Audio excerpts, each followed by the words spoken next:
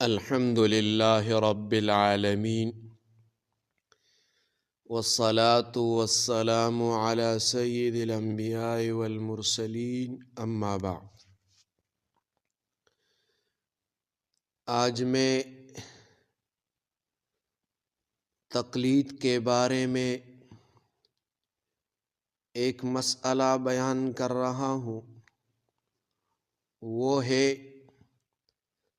تقلید چھوڑنے کے نتائج۔ اس میں علماء دیوبند اور غیر مقلدین کا اختلاف ہے۔ یہ مسئلہ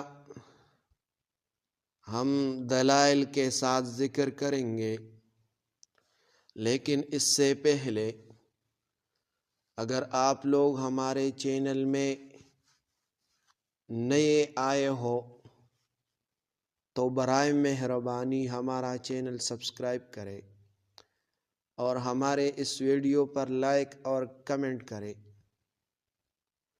تاکہ ہمیں اس محنت پر اطمینان حاصل ہو جائے۔ مسئلہ یہ ہے تقلید چھوڑنے کے نتائج کیا ہے۔ تو غیر مقلدین کا موقف یہ ہے، وہ کہتے ہیں تقلید چھوڑنے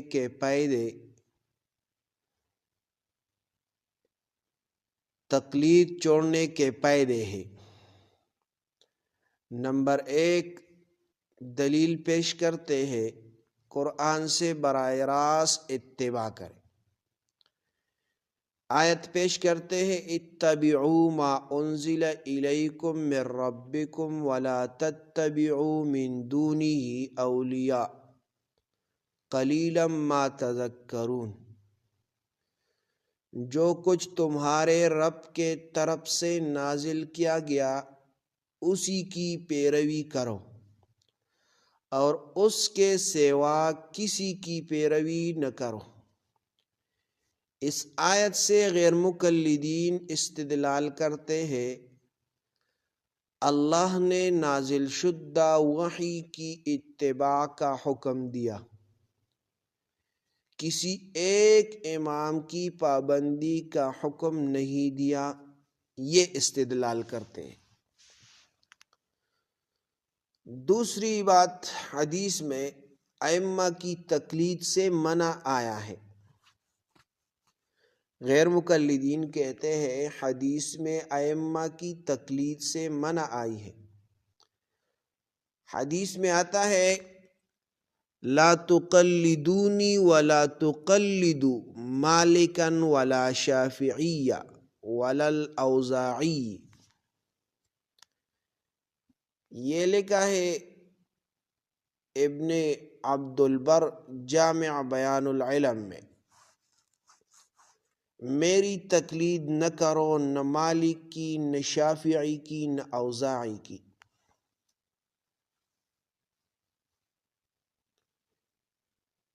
تو نتیجہ یہ ہوا، تقلید چھوڑنے سے حدیث زندہ ہوتی ہے، فقہی جمود ختم ہوتا ہے۔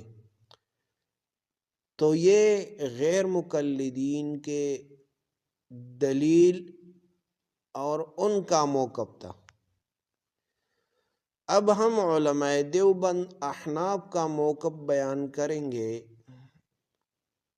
علماء دیوبند کا موقف یہ ہے، تقلید چھوڑنے کے خطرناک نتائج۔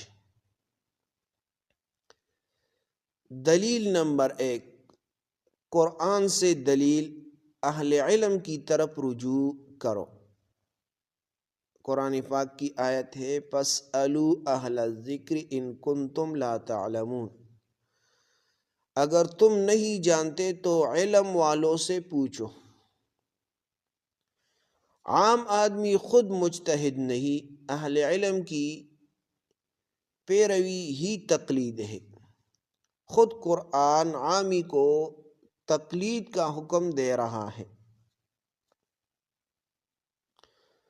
یہ اصول شاشیہ اور فتاوی رشیدیہ میں یہ لکھا ہے۔ دوسری بات، تقلید چھوڑنے سے ہر شخص مجتہد بن جائے گا۔ دلیل حدیث اجتہاد، حدیث میں آتا ہے اذا حکم الحاکم فاجتہد ثم اصاب فلہ اجران واذا اجتہد فاخطأ فلہ اجر واحد۔ اس طرح حدیث کی الفاظ ہیں، اللہ کا میں بے شمار کرے۔ بخاری اور مسلم دونوں میں یہ حدیث موجود ہے۔ جب حاکم اجتہاد کرے اور درست ہو تو 2 اجر، اور خطا کرے تو 1 اجر۔ دیوبندی علماء اس سے استدلال کرتے ہیں اجتہاد صرف اہل علم کے لیے ہے، عامی اگر تقلید چھوڑے تو گناہگار ہوگا۔ ہر شخص حدیث دیکھ کر حکم لگانے کا اہل نہیں ہے۔ یہ رد المختار ابن عابدین رحمہ اللہ نے لکھا ہے۔ تیسری بات، صحابہ کا عمل، تقلید موجود تھی، صحابہ کے عمل میں تقلید موجود تھی۔ دلیل اثر صحابی، کان الناس یفتون بقول عبداللہ ابن مسعود، مصنف ابن ابی شیبہ میں لکھا ہے لوگ عبداللہ ابن مسعود رضی اللہ عنہ کے قول پر فتویٰ دیتے تھے، تو نتیجہ یہ ہوا صحابہ کے زمانے میں بھی شخصی اتباع تھی۔ یہ تقلید ہی کی اصل ہے۔ تو امام ابو حنیفہ رحمہ اللہ کا قول ہے، 5 نمبر بات، امام ابو حنیفہ رحمہ اللہ کا قول ہے غلط فہمی کا ازالہ، اذا صح الحدیث فہو مذہبی،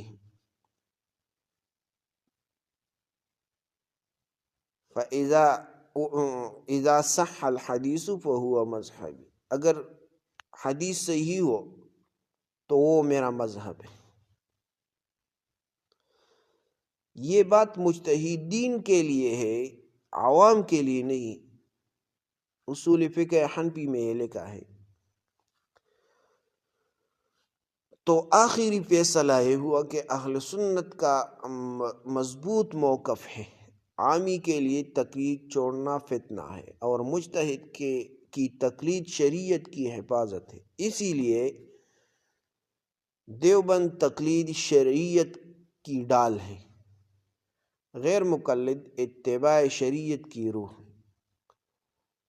تو یہ اختلاف جو ہے یہ تقلید کی بارے میں ہے کہ تقلید عامی شخص کے لیے یہ ضروری ہے، اگر وہ خود مجتہد بن جائے تو گمراہی کے راستے پر جائیں گے، کیونکہ ان کو تو حدیث اور قرآن کی خبر نہیں ہے، تو وہ خود بخود وہ گمراہ ہو جائے گا۔ تو عامی شخص کے لیے یہ ضروری ہے کہ وہ مقلد بن جائے اور علماء کی تقلید کرے۔ تو یہ ویڈیو ان لوگوں تک پہنچ جائے جو ائمہ کے خلاف باتیں کرتے ہیں اور تقلید پر رد کرتے ہیں، تو یہ ویڈیو ان لوگوں تک پہنچ جائے۔ جزاکم اللہ احسن۔